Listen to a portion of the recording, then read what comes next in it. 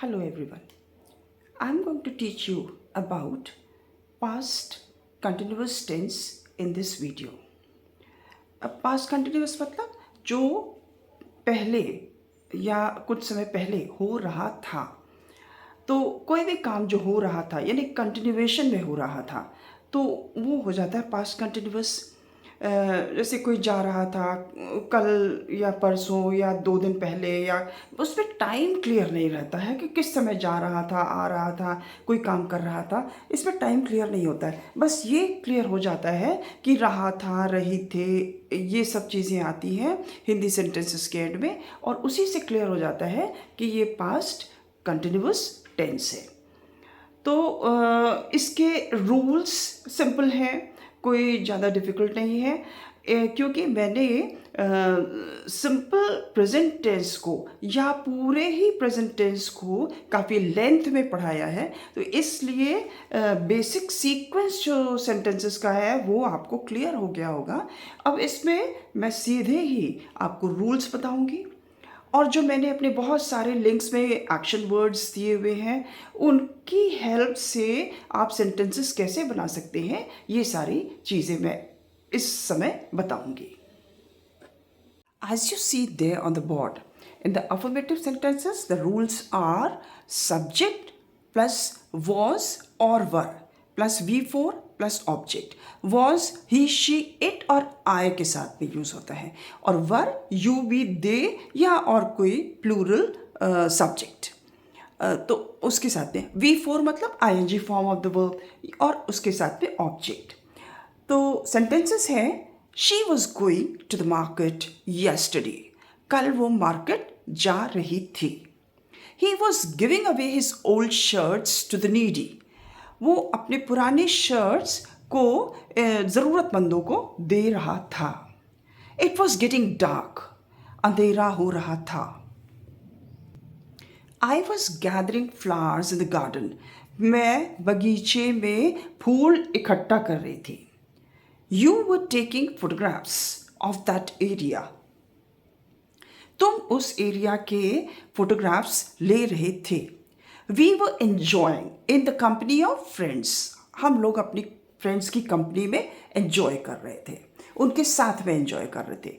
They were cheering their teammates, वो लोग अपने टीममेट्स का उत्साह बढ़ा रहे थे, अपनी टीम के साथियों का उत्साह बढ़ा रहे थे।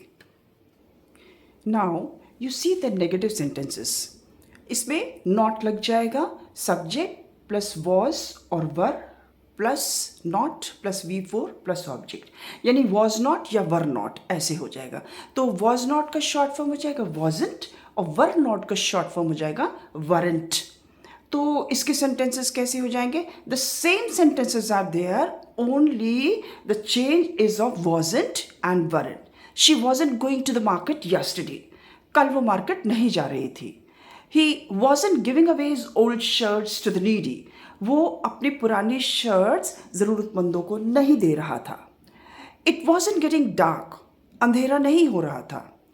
आई wasn't gathering flowers in the garden, मैं गार्डन में फूल इकट्ठा नहीं कर रही थी। You weren't taking photographs of that area, तुम उस एरिया का फोटोग्राफ नहीं ले रहे थे। We weren't enjoying in the company of friends, हम लोग अपने फ्रेंड्स की कंपनी में एन्जॉय नहीं कर रहे थे। They weren't cheering their teammates, वो लोग अपने टीममेट्स का, अपने टीम के साथियों का उत्साह नहीं बढ़ा रहे थे। नाउ इंट्रोगेटिव सेंटेंसेस आर, इसमें वॉज और वर पहले आ जाएगा, फिर subject plus V4 plus object, है ना। क्या का ट्रांसलेशन इसमें क्या हो जाएगा? वॉज या were according to the subject. Was she going to the market yesterday, क्या वो कल मार्केट जा रही थी। Was he giving away his old shirts to the needy, क्या वो अपने पुराने शर्ट्स ज़रूरतमंदों को दे रहा था। वॉज इट गेटिंग डार्क, क्या अंधेरा हो रहा था। Was she gathering flowers in the garden, क्या वो गार्डन में फूल इकट्ठा कर रही थी। Were you taking photographs of that area, क्या तुम वहाँ का फोटोग्राफ ले रहे थे। Were they enjoying in the company of friends, क्या वो लोग फ्रेंड्स की कंपनी में एन्जॉय कर रहे थे। Were they cheering their teammates, क्या वो लोग टीममेट्स का उत्साह बढ़ा रहे थे। Now telling you all types of sentences in one go, at one place.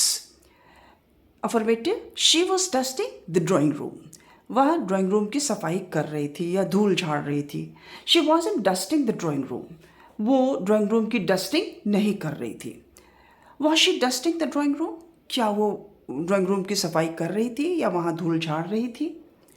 When was she dusting the drawing room? किस समय वह धूल झाड़ रही थी? Why was she dusting the drawing room? वो ड्राइंग रूम की सफाई क्यों कर रही थी?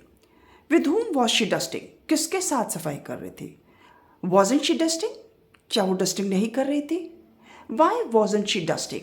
वो डस्टिंग क्यों नहीं कर रही थी? तो एक वर्ड मैंने लिया है डस्ट, और उसके साथ में मैंने ये सारे तरह के सेंटेंसेस बनाए हैं. I will again request all of you to make sentences, as many sentences as you can, using one word, which I have given in my links. Number of words I have given in my links. Daily use words are there, and you will enjoy making sentences. Past continuous tense is comparatively easy. आसान है, और present continuous tense भी easy ही है. तो इसमें sentences बनाना आसान होता है. तो इसमें आप जितने वर्ड्स की प्रैक्टिस कर सकते हैं करिए, तो आपको सेंटेंसेस बनाने भी आ जाएंगे, थोड़ा कॉन्फिडेंस बढ़ जाएगा, और उसके बाद आप फ्लो में आ जाएंगे, तो फिर आसान हो जाएगा बोलना.